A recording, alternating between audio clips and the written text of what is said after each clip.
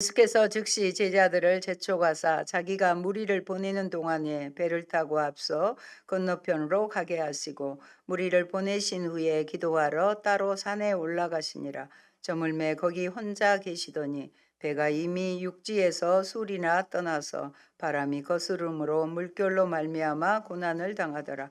밤 사경에 예수께서 바다 위로 걸어서 제자들에게 오시니 제자들이 그가 바다 위로 걸어오심을 보고 놀라 유령이라 하며 무서워하여 소리 지르거늘 예수께서 즉시 이르시되 안심하라 나니 두려워하지 말라.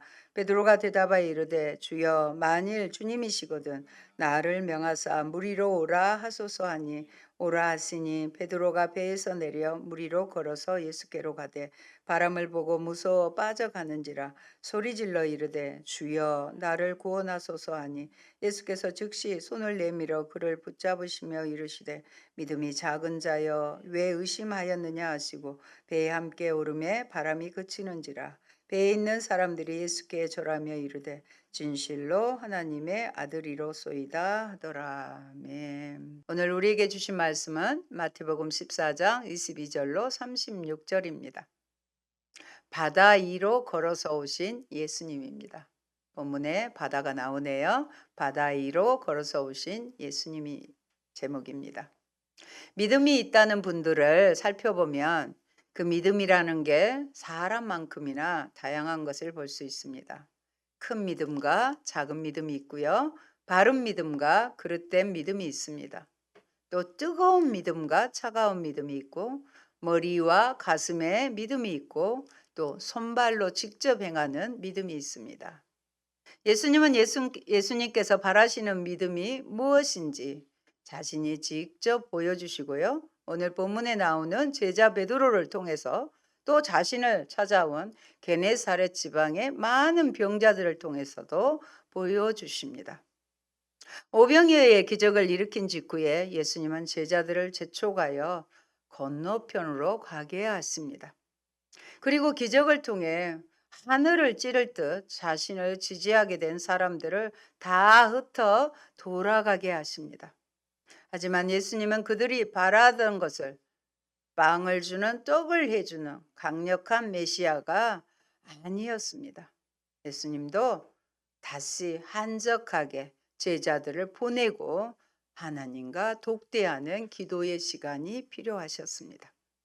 그런데 예수께서 파도와 씨름하는 제자들을 향해 바다 위를 걸어오셨습니다. 베드로는 자신도 물 위를 걸어가게 해달라고 요청합니다. 하지만 바람을 보고 두려워하여 물에 빠지고 예수님께서 구원하십니다. 저는 수영을 매일 하면서 저도 베드로처럼 물 위를 한번 걸어보고 싶은 마음도 듭니다. 그 기분이 어땠을까요? 마태는 오병이어의 사건과 바다 위를 걸으신 두 사건을 병치함으로써 오병이어의 기적을 통해 예수님이 하늘에서 만나를 내려 이스라엘을 광야에서 먹이셨던 하나님과 같은 분임을 보여주십니다. 또 물 위를 걸으신 사건을 통해서는 예수님이 구약에서 바다와 바람을 다스리시던 바로 그 하나님의 종말론적인 현현, 나타내심을 보여주고 있습니다. 예수께서 제자들을 먼저 배에 태워 건너편으로 보내신 것은 원래의 계획대로 기도할 시간적 여유를 얻기 위함이었습니다. 그러나 제자들이 탄 배가 파도에 휩쓸리고 이를 구하러 가실 것을 예견했다는 점에서 배는 마태의 공동체를 암시하고 예수님은 이 교회, 공동체인 교회의 주인이심을 암시합니다. 오늘 우리에게 주시는 말씀의 교훈입니다. 첫째, 안심하라. 나니 두려워하지 말라고 합니다. 23절에 보면 무리를 보내신 후에 기도하라. 예수님은 기도하러 따로 산에 올라가시니라. 저물매 거기 혼자 계시더니 이렇게 기록되어 있습니다. 다니엘 기도회가 시작이 됐죠. 첫날 김은호 목사님을 통해서 기도하라는 강력한 메시지가 있었습니다. 꼭 아직 들어보지 못하셨으면 다시 들으시고 또 들으시면서 기도를 해야 되고, 기도하지 않으면 어떤 나에게 그런 유익하지 못한 불이익이 있는가를 반드시 들으시기 바랍니다. 우리가 더 기도에 예수님도 그 분주한 상황, 아침부터 밤에까지 오병이의 기적을 일으키고 얼마나 피곤하셨겠습니까? 그때는 인간이셨잖아요. 그런데도 따로 기도하러 따로 산에 올라가시니라고 성경에 기록하셨어요. 우리는 예수님이 모델이고 예수님 따라가자고 하잖아요. 이러한 모습까지도 우리도 본받아야 되는 것입니다. 특히 따로는 다른 사람과 분리되어 조용히 지내는 것을 나타내는 관용어입니다. 마태복음에서 따로라는 말이 6번 사용되었습니다. 조용히 하나님과 교제하는 시간이 예수님은 생명처럼 여기신 것입니다. 예수님께서는 공생의 기간 동안 사람들과 더불어 생활하시면서 그들에게 먼저 천국의 복음을 전하기 위해서 애썼지요. 그러나 영적인 안식을 취하며 새로운 힘을 얻기 위하여 사람들을 떠나서 홀로 하나님 앞에서는 시간도 가지셨습니다. 성경에 보면 오로지 나사렛 예수는 이 땅에 오신 하나님이시기도 하지만 성령의 능력으로만 사역했다고 기록되어 있습니다. 이처럼 하나님과 조용히 교통하는 시간을 갖는 것은 하나님의 일을 하는 사역자들에게 있어서 영적인 능력을 재충전하는 시간으로 너무나 중요합니다. 우리가 저녁 내 스마트폰 배터리에 충전을 해도 하루 종일 지나면 다 소모가 됩니다. 그때 다시 어떻게 해야 돼요? 다시 재충전을 해야 되죠. 그 시간의 의미라는 것입니다. 바쁘고 고될수록 기도하는 시간이 필요합니다. 바쁘고도 긴 하루를 보내신 예수님은 사람들을 돌려보내는 뒤처리까지 하신 다음에 또 산으로 가셔서 기도하셨습니다. 그것이 예수님에게는 가장 귀한 소중한 생명줄이었기 때문에 그렇습니다. 예수님은 홀로 기도하는 시간을 통해 자신의 사명에 집중하시고 사역에 필요한 힘을 얻으신 것입니다. 여러분도 그렇게 해야 되지 않겠습니까? 그렇다면 나는 하나님 앞에서 홀로 기도하는 시간을 갖고 있습니까? 우리로 기도하지 못하게 하는 핑계거리들이야말로 우리가 더욱 기도에 힘써야 할 이유는 아닐까요? 예수님께서 새벽 3시에서 6시 사이, 사경이라고 기록되어 있죠. 친히 무리를 걸어서 그들에게 오셨습니다. 당시 로마인들은 밤을 저녁 6시에서 다음날 새벽 6시까지 3시간 단위로 4등분했어요. 그들은 예수님이라는 생각을 할 겨를도 없었을 것이고 새벽 3시에서 6시 사이에 예수님 무리로 오셨으니까 어떻게 생각했다고요? 유령이라고 소리를 쳤습니다. 이에 예수님께서 안심하라, 나니 두려워 말라 하시는 말씀을 듣고 제자들은 안도의 쉼을 내쉬었습니다. 베드로가 주님만을 바라보며 나아갈 때는 무리로 베드로도 바다 위로 걸어올 수 있었으나 풍랑을 볼 때 물속으로 깊이 빠지고 말았습니다. 한번 상상을 해보세요. 물 위로 걷다가 물속으로 깊이 빠지고 말았어요. 그러나 주님께 SOS를 치니 주님께서 즉시 오셔서 그의 손을 잡아 주심으로 구조가 되었습니다. 주님께서는 베드로의 믿음이 적음을 꾸짖으십니다. 주님께서 베드로와 함께 배에 오르시니 큰 풍랑이 멈췄다고 기록합니다. 이 사건은 5,000명을 먹이신 후에 일어난 사건으로 제자들은 이제 그분께서 하나님의 아들로 자연을 다스리는 권세를 가졌음을 알게 되었습니다. 여러분, 예수님은 자연을 다스리시는 하나님의 아들이십니다. 예수님은 무리를 거르시고 거친 풍랑을 잠잠케 하셨습니다. 요즘 내 삶을 위협하고 있는 풍랑은, 여러분의 풍랑은 무엇입니까? 우리와 함께 하시는 예수님을 신뢰하고 의지합시다. 예수님의 제자로서 훈련을 받으면 믿음의 기적이 순간마다 일어납니다. 이 시간에도 오병이어의 기적이 일어나기를 원합니다. 생명의 양식이 여러분에게 지금 이 시간 공급되기를 원합니다. 무리를 걷는 기적, 풍랑이 잔잔해지는 기적, 주님의 옷자락이라도 잡는 자는 어떠한 병마로부터 노임을 받는 기적을 체험하시기 바랍니다. 체험의 종교입니다. 기독교는 체험의 종교예요. 내가 하나님의 말씀을 그대로 내 삶 속에서 체험해 보는 것입니다. 보이지 않는 영이신 하나님을 믿는 여러분들은 여러분의 전심, 믿음을 다해서 성경에 기록되어 있는 그 기적들을 체험해 보시기 바랍니다. 예수님의 마음입니다. 제자들이 예수님과 헤어지고 배를 탄 후 시간이 흘러 밤이 되었고 새벽 미명까지 파도와 싸우며 노를 저었습니다. 저도 신안에 홍도를 가다가 배멀미를 난생 처음 해서 죽을 뻔한 고생을 했습니다.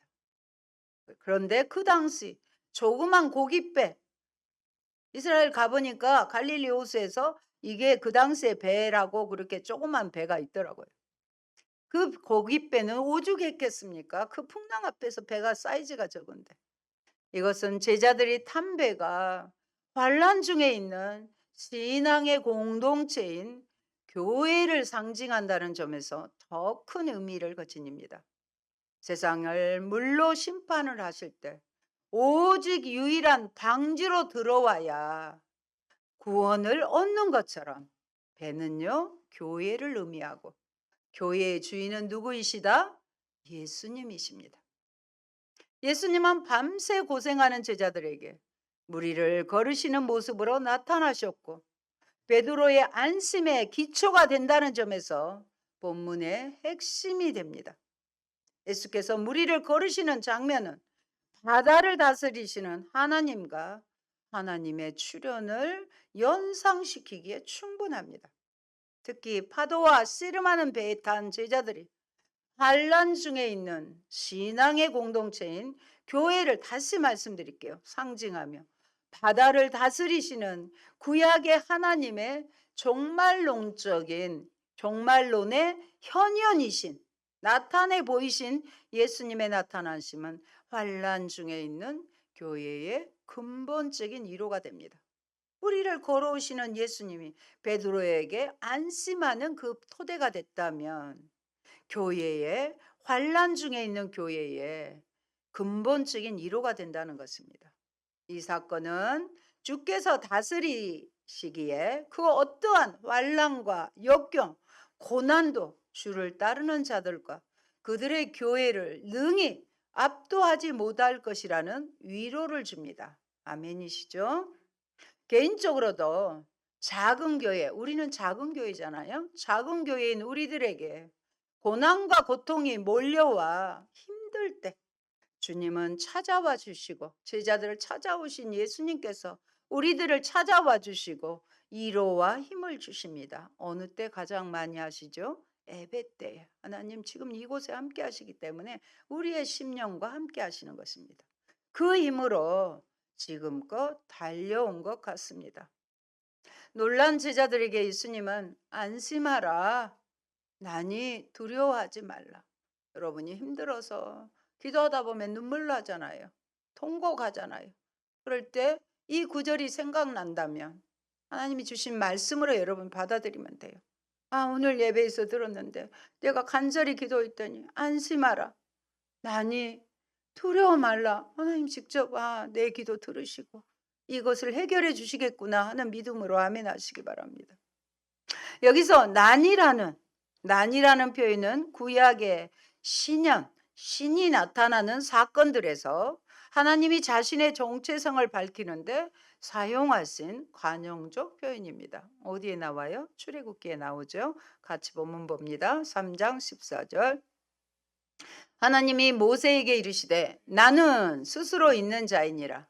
또 이르시되 너는 이스라엘 자손에게 이같이 이르기를 스스로 있는 자가 나를 너희에게 보내셨다 하라. 아멘. 하나님은 나는 어떤 분? 스스로 있는 자. 그분이 너를 출애굽시키라고 보냈다고 이스라엘 백성에게 말하라는 것입니다. 이사야 51장 12절도 또 볼까요? 너희를 위로하는 자는 나, 곧 나이니라. 너는 어떠한 자이기에 죽을 사람을 두려워하며 불같이 될 사람의 아들을 두려워하느냐. 우리에게 주신 말씀이죠. 우리는 곧잘 환경과 사람을 두려워하잖아요. 사람이 더 크게 보이잖아요. 그런데 하나님은 우리를 위로하시는 자 나다. 응? 너는 어떠한 자이기래 사람 앞에서 그렇게 무서워 떨고 있느냐. 나는 너를 붙잡고 나의 의로운 오른손으로 너를 붙들고 너를 위로할 것이다. 하나님 이렇게 말씀하십니다. 예수님은 이 표현을 사용하셔서 구약에서 창조와 구속의 일을 행하셨던 유일신 하나님이 이제 자신을 통해서 최종적으로 이 땅에서 일하기 시작하셨다는 것을 말씀하고 있습니다. 악의 세력이 완전히 진멸되지 않는 상태에서 하나님께서는 예수님을 통해 종말론적으로 그리고 근본적으로 이 땅을 다스리기 시작하셨으며 예수님을 통한 이 최종적 다스림은 예수님을 따르는 자들인 저와 여러분이 누릴 궁극적인 안정의 토대가 됩니다. 베드로가 예수님 보고 안심하고 또 배에 예수님과 제자 베드로가 올라왔을 때 배가 잠잠해지는 것처럼 파도가 잠잠해지는 것처럼 우리도 안정된 궁극적으로 누릴 안정의 토대가 된다는 것입니다. 둘째, 불신으로 물에 빠진 베드로를 구원하시는 예수님입니다. 28절로 우리 소리내서 30절까지 함께 본문의 말씀 읽습니다. 베드로가 대답하여 큰 소리로 이르되 주여 만일 주님이시거든 나를 명하사 물 위로 오라 하소서 하니 오라 하시니 베드로가 배에서 내려 물 위로 걸어서 예수께로 가되 바람을 보고 무서워 빠져가는지라 소리 질러 이르되 주여 나를 구원하소서 하니 베드로가 그냥 주여 나를 구원하소서 이렇게 했겠습니까? 소리를 질렀잖아요. 부르짖어 여러분 기도해야 돼요. 이번에 귀한 간증을 제가 들었는데요. 이번에 갔던 셀교회의 그 목사님 박 목사님이요. 중고등부 부장 집사님을 했대요. 우리 젊은 시절에는 수련회를 곧장 기도원에서도 했어요. 그러면서 아이들에게 뭐라고 했냐면 너희들이 밤새 기도해서 뽑을 소나무를 정해라. 그 소나무 한 그루를 뽑아 이 수련회 기간 동안에 뽑아야 된다. 그래서 기도를 그 소나무를 잡고 그만큼 힘을 들여서 힘쓰고 애써 기도하라는 뜻이잖아요. 그랬는데 갑자기 거기에 사람들이 무엇을 요청했냐면 그럼 부장 집사님이 한번 해보세요.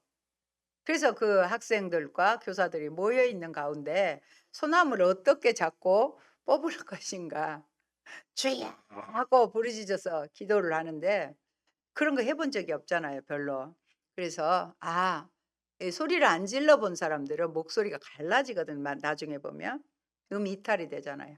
그걸 각오하고 주여 하고 10번을 내가 부르면 되겠다 이제 그런 마음의 생각이 들어서 그렇게 하는데 진짜 7번을 딱 불렀는데 성령님이 오셔본 거예요.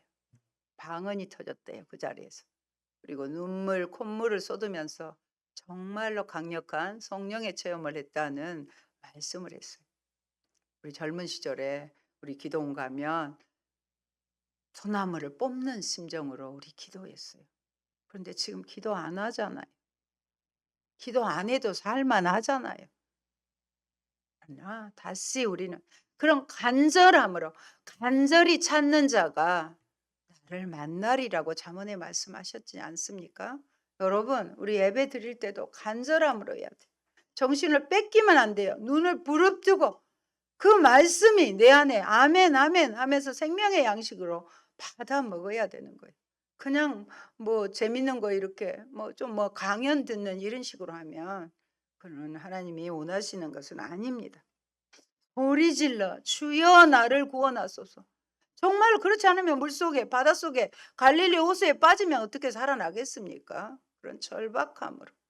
여러분 오늘 저를 만나 주십시오. 풍성한 하나님의 은혜를 제가 경험하기 원합니다.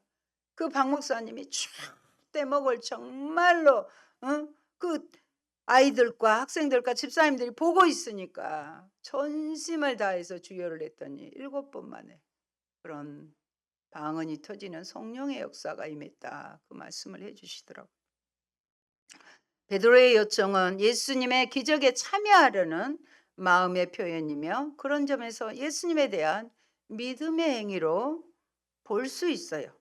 그런데 예수님은 그의 요청을 왜 의심했느냐라는 주님의 책망하십니다. 이것은 분명 적은 믿음에서 나온 것입니다. 예수님이 나니 두려워 말라고 안심시켰잖아요. 그런데 그 말씀을 믿고 예수님이라고 여긴 사람은 베드로뿐이었어요. 그래서 그는 그때는 믿음이 있어서 무리를 걸어서 예수님께 향해 갈 정도로 믿음이 있었어요.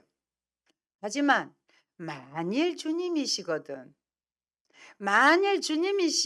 이라고 조건을 제시할 만큼은 확신하지 못했어요. 그리고 확신이 없으니까 바람을 보고도 그나마 가진 작은 믿음조차 잃어버린 채 물속으로 빠져버린 것입니다. 믿음의 사람이자 베드로는 의심의 사람이었습니다. 그에게 예수님은 비상한 능력의 메시아였지만 피조물을 바람과 파도를 잔잔케 다스릴 하나님의 아들은 아니었습니다. 이런 점에서 베드로는 믿음과 의심을 모두 가진 사람입니다. 이것은 마태의 신앙 공동체 구성원, 교회 성도들의 모습이라 할 수 있습니다. 그들은 예수를 주라고 고백하는 자들이었지만 동시에 예수님이 함께 있지 않는 상황에서 성령을 통한 그의 영적 임재와 다스림을 여전히 확인하려는 자들이었습니다. 이러한 맥락은 베드로를 구해내시는 예수님을 통해 환난 중에 있는 마태 공동체의 주인이 되시는 예수님의 지속적인 구원의 능력을 드러내 보여주려고 한 것입니다. 여러분, 이러한 베드로의 체험을 통해서 우리는 아무리 위험한 상황이라 할지라도 주님만을 바라보며 나아갈 때는 안전합니다. 반대로 주님이 아닌 세상을 바라볼 때는 두려운 마음과 함께 위험과 혼란 속으로 빠져들게 된다는 사실을 알 수 있습니다. 그러므로 계속해서 우리의 시선을 누구에게? 예수님께 고정해야 합니다. 베드로는 예수님을 향한 믿음으로 용기 있게 배에서 내렸어요. 세찬 바람과 파도를 보는 순간 두려움에 믿음을 잃고 물에 빠졌습니다. 그러나 베드로는 다시 용기 있게 배에서 내렸기에 조금이라도 무리를 걸을 수 있었습니다. 그 기분이 어땠을까요? 한번 여러분 나름대로 상상해 보시기 바랍니다. 나는 혹시 물에 빠질 것이 두려워 아예 배에서 못 내리고 있지는 않습니까? 믿음으로 시작했지만 상황 때문에 믿음이 흔들려 중단하거나 포기한 적은 없습니까? 우리의 시선은, 여러분의 시선은 지금 무엇을 보고 있습니까? 여러분, 베드로가 물에 빠져든 것은 예수님의 구원의 능력에 초점을 맞추기보다는 그가 처한 환경에 집중해서 생겨난 실패입니다. 여러분이 어려움을 이기는 방법은 환경 보는 게 아니라 바람 부는 파도를 보는 게 아니라 누구를 바라봐야 돼요? 믿음의 주요 온전케 하시는 이인 예수님만 바라봐야 되는 거예요. 이는 예수님에 대한 그의 믿음이 얼마나 작은지를 보여줍니다. 또한 물에 빠져드는 위기의 상황에서 나타난 베드로의 반응이 오직 구원을 향한 울부짖음이었고, 이에 대한 유일한 해결책은 구원의 유일한 원천, 우리를 구원해 주신 유일한 원천이신 예수님의 임재와 구원의 능력임을 보여줍니다. 예수님은 즉각적으로 베드로를 구원하시고 베드로의 적은 믿음을 질책하십니다. 언제나 하나님은 구원이 앞서며 그 후에 구원에 상응하는 인간의 책임을 묻는 것이 기독교 진리의 뿌리입니다. 모든 성경이 그런 구조로 되어 있죠. 구원에 대해서, 하나님에 대해서 가르쳐주고, 구원받은 너희는 그 다음에 어떻게 삶 가운데 살아야 될 것인지, 그러니까 첫째 부분은 교리가 나오고요, 그 다음에 삶에서의 적용이 모든 성경에 그렇게 되어 있습니다. 셋째, 예수님을 향한 제자들의 고백입니다. 예수님과 베드로가 배에 올랐을 때, 배에 다시 오르셨을 때 바람이 그쳤어요. 이는 예수가 배에 현존하기 때문임을 보여줍니다. 그 배에 예수님이 계시면 되는 것입니다. 우리 작은 배인 저와 여러분, 우리 교회에 예수님이 계시면 바람이 그치게 되는 것입니다.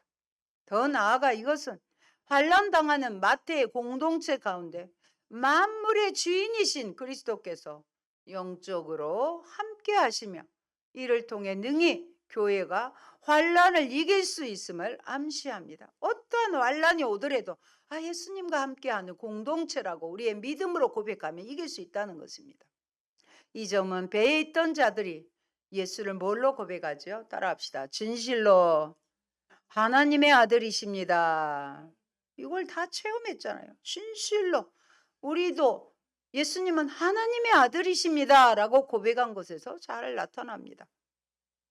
복음서에서 하나님의 아들이란 표현은 단순히 하나님 아들 하는 신분상의 관계를 나타내지 않고요, 보다 중요하게 하나님의 하늘의 왕권, 그 통치권을 세상에 구현하는 아들이라는 구약 성경 전통의 일환으로서 예수님이 이 땅에 오신 종말론적인 인자요 메시아라는 그리스도라는 뜻을 담고 있습니다. 그렇기에 제자들의 고백은 예수님이 하나님의 하늘의 왕권을 근본적으로 이 땅에 실현시키는 분이요, 천국이 임하게 하신 분이요, 환난과 고난 중에 있는 그리스도의 교회 공동체에 대한 최종적인 권세를 지닌 분이라는 점을 강하게 암시하고 있습니다. 또한 이 고백은 예수님의 정체성에 대한 절정이에요. 절정의 표현이며 마태복음 16장 16절, 여러분 암송하신가 모르겠어요. 주는 그리스도시요 살아계신 하나님의 아들이십니다. 누가 이렇게 고백해요? 베드로가 고백하죠. 베드로의 고백을 지금 우리가 14장 하고 있잖아요. 미리 알려주고 있는 것입니다. 예수님은 마지막 부분에 보면 게네사렛이란 곳에서 병자를 치유하십니다. 34절로 36절을 함께 읽겠습니다. 그들이 건너가 게네사렛 땅에 이르니 그곳 사람들이 예수이신 줄을 알고 그 근방에 두루 통지하여 모든 병든 자를 예수께 데리고 와서 다만 예수의 옷자락에도 손을 대게 하시기를 간구하니 손을 대는 자는 다 나음을 얻으니라. 아멘. 예수님께서는 다시 호수 건너편에 있는 게네사렛이란 땅에 도착하십니다. 게네사렛이란 땅은 갈릴리 바다 북서쪽에 있는 평야로서 크기는 갈릴리 바다 해안을 따라 참고로 남북으로 5km, 동서로는 1km 정도 됩니다. 이 게네사렛 땅은 긴네렛 도시와 막달라 도시 사이에 자리 잡고 있습니다. 이 평야는 비옥에서 무화과나무, 올리브나무, 종려나무, 다른 각종 나무들이 잘 자랍니다. 게네사렛 땅, 곧 게네사렛 평야를 가장 잘 볼 수 있는 방법은 아르벨산에 올라가서 내려다보는 것입니다. 그 정상에 올라가서 보면 게네사렛 땅이 한눈에 펼쳐진답니다. 게네사렛 그리고 박물관에는 단 하나의 유물이 전시되어 있답니다. 언제 하면 되게 코스로는 거기를 안 가봤는데 가보고 싶은 마음도 있습니다. 2000년이 넘은 배, 곧 예수님 시대의 어부의 배 유물이 전시되어 있습니다. 1986년에 가뭄이 심했대요. 그때 가라앉은 배가 모습을 가뭄이 심해서 드러내게 되었습니다. 일명 예수님의 배라고도 불리는 이 배는 방사성 탄소를 이용해서 연대를 측정해 봤더니 기원전 40년 정도의 것으로 판명되었습니다. 예수님이 33년에 가셨잖아요. 40년 정도. 주님을 열렬하게 환영한 이곳 사람들은 주님으로부터 치유의 역사가 일어나 많은 환자들이 치유받았습니다. 예수님의 옷자락에 손만 대도 병이 나을 수 있다고 믿었고 믿음대로 손을 대려고 안간힘을 썼습니다. 그런데 놀랍게도 그 믿음대로 되었습니다. 모두 나음을 얻었습니다. 그들은 들은 만큼 믿었습니다. 믿음은 어떻게 생기죠? 믿음은 들음에서 나요. 들은 만큼 믿었고요. 믿은 만큼 자신들을 예수님에게 맡겼어요. 믿고 맡긴 만큼 결과를 얻었습니다. 다 치유함을 얻었잖아요. 절박함과 단순함으로 순종의 길을 가는 일에는 결코 뒤지지 않았습니다. 우리의 모든 예배의 삶은 하나님을 만나고자 하는 절박함이 있어야 됩니다. 그런 마음으로 여러분 항상 그 절박함, 목마른 사슴이 시냇물을 사모하는 그 마음이 여러분 안에 있어야 되는 거예요. 관람객이 아니에요. 무리가 아니에요. 여러분은 예수님을 따라가는 제자의 삶을 살려면 그래야 하는 것입니다. 그리고 단순해요. 예수님의 옷자락에 손만 대도 나을 수 있다는 단순함으로 순종의 길을 가셔야 하는 것입니다. 이 부분은 예수님을 통한 구약의 신현 사건의 종말론적인 성취라는 복음이 갈릴리를 건너 이방 지역에까지 게네사렛 지방, 열골이라는 그런 뜻이거든요. 선포되고 있음을 보여줍니다. 복음서에 따르면 예수를 통한 하나님의 왕적 다스림이 이 땅에 도래했음을 알리는 중요한 표지가 바로 치유, 축사, 기적입니다. 치유가 되고요. 귀신이 떠나고 기적들이 일어나는 것. 이게 바로 하나님 나라가 이 땅에 임한 증거, 표지가 되는 것입니다. 이것은 예수의 왕적 다스림의 핵심이 모든 속박으로부터의 구출을 의미합니다. 희년을 선포하시고 이사야서에서도 그 말씀을 하시잖아요. 모든 속박으로부터 구출을 의미합니다. 이 점이 36절에서 예수님의 옷자락을 만진 자들이 다 나음을 얻었다는 표현에서도 잘 드러냅니다.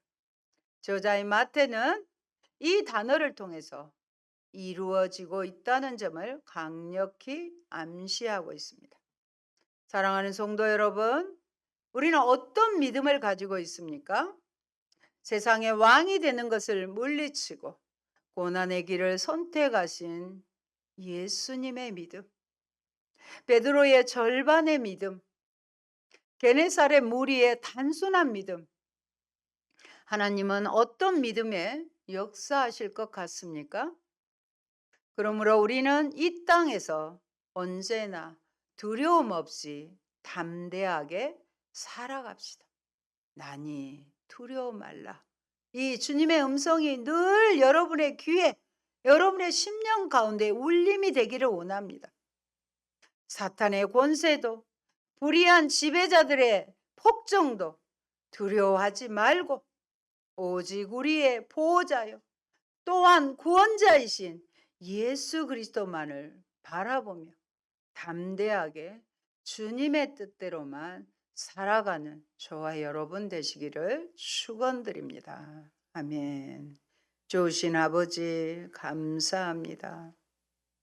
하루 종일 새벽부터 늦게까지 사역하신 예수님은 제자들을 배를 태워 보내시고 따로 한적한 산에 가서 하나님을 찾으며 기도하셨습니다. 하나님, 우리는 바쁘다는 핑계로 또 여러 가지 이 복잡한 이 상황 가운데 한적한 시간에 따로 기도하지 못했음을 고백합니다.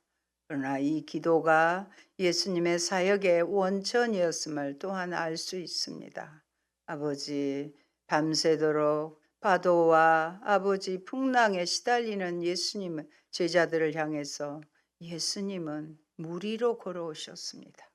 그리고 살아계신 하나님의 바람과 파도를 잠잠케 하시는 하나님의 아들이심을 보여주셨습니다. 우리의 삶에도 파도와 풍랑과 같은 깊은 배가 위험할 정도의 그런 위협도 있습니다. 그럴 때마다 나니 안심하라, 나니 두려워 말라는 주님의 음성이 늘 내 귀에 들려지게 하여 주시옵소서. 그리하여 온전히 절반의 믿음이 아니라 예수님을 단순하게 바라보며 상황을 바라보지 아니하고 끝까지 바다 위까지도 예수님과 동행할 수 있는 그런 믿음의 소유자들이 되게 하여 주시옵소서. 예수님 이름으로 기도합니다. 아멘.